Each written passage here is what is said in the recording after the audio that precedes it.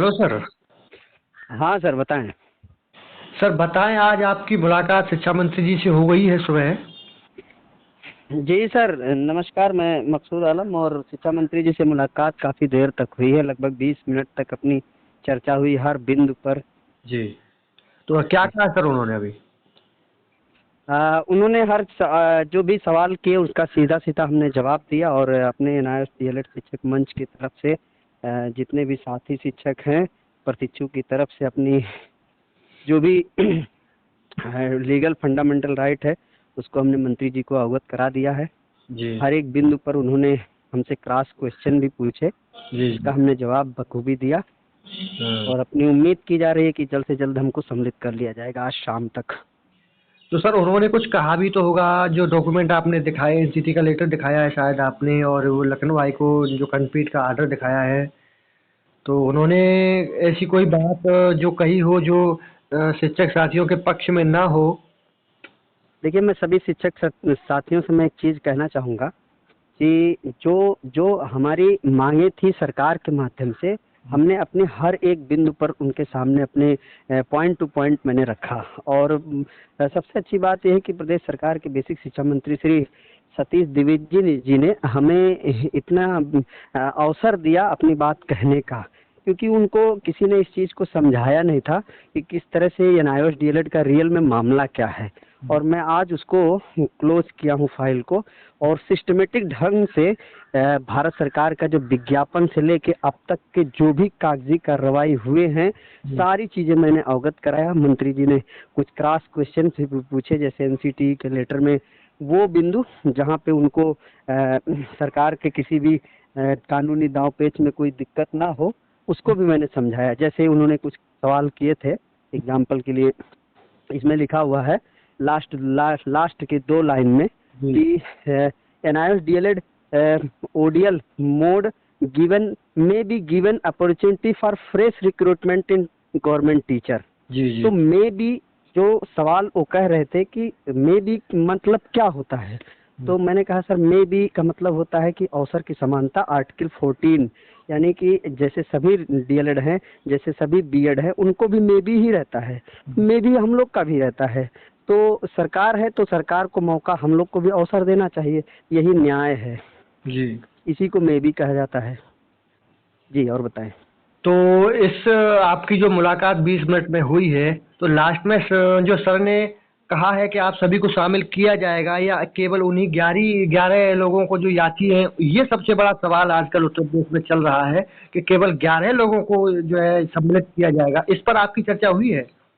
जी इस सब पे चर्चा हुई, आप जहाँ से भी पूछ रहे हैं मेरे से बहुत से सवाल हुए, 20 मिनट बात हुई तो मतलब आप समझ लीजिए केवल एनआईओएस पे ही चर्चा हुआ है। जी उनके मामले संज्ञान में है, वो कल ही उनके पास सचिव का फोन आया था, जी ये मामला इसको देखिए, और मंत्री जी से बाकायदा उनको चर्चा भी हुई थी। जी और ये हाईकोर्ट के फैसले की भी उनको जानकारी हो चुकी है, जी पहले से भी जानकारी थी, सचिव महोदय ने सूचित किया था।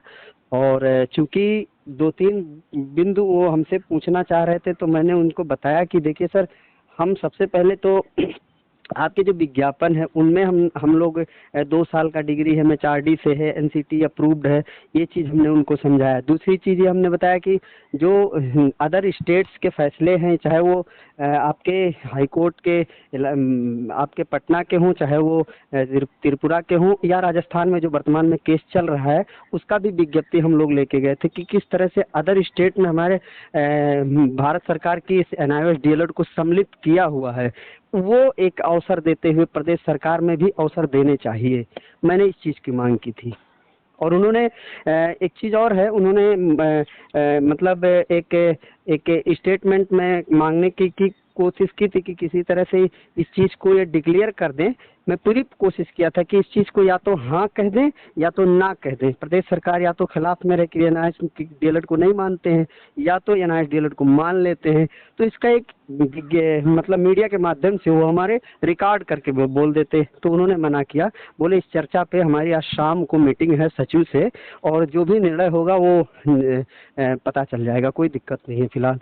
तो हमने कहा सर इसमें एक चीज़ और है, यूपीटीईटी की मात्र 3 दिन की टाइम रह गया है, फॉर्म कैसे हम लोग भरें?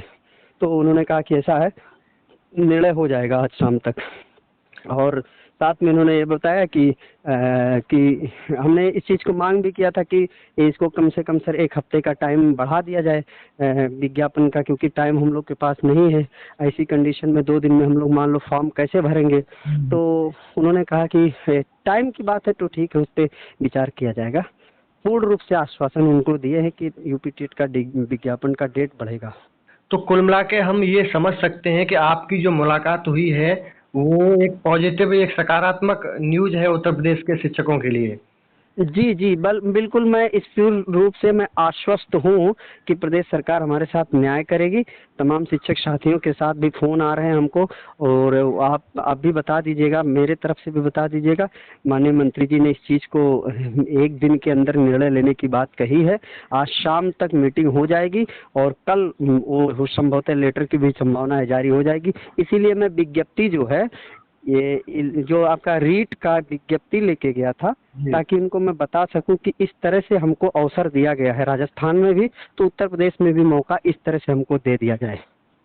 जी, तो ऐसा अब हम मान के चल सकते हैं कि आपकी जो मुलाकात हुई है सर से वो बहुत ही सकारात्मक हुई है, और सबसे अच्छी बात ये है कि सर ने आपको पूरा समय दिया है, और शायद वो फोटो में दिख भी रहा है कि आप खेतों की तरफ हैं शायद कहीं।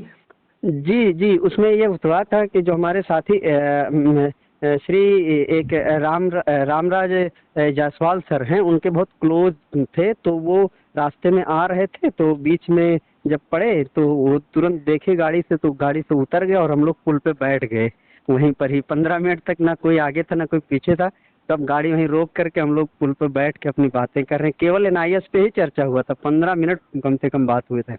तो सर और माननीय मंत्री जी का मैं बहुत आभारी हूँ कि मतलब उन्होंने मुझे इतना अवसर दिया।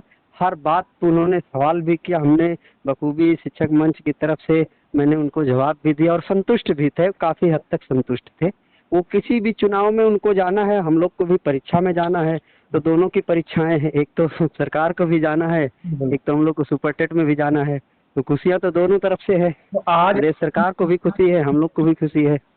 ऐसा आपके तो आमने सामने से मुलाकात हुई है तो पता चल जाता है कि सर का कैसा मूड है और इस पक्ष में है या नहीं है। तो आपको कुछ महसूस हुआ कि वो पक्ष में है या विपक्ष में है? नहीं, शुरुआती दौर में तो एनआईओएस के किसी भी पक्ष में कोई भी सरकार एक्शन नहीं ले सकती थी।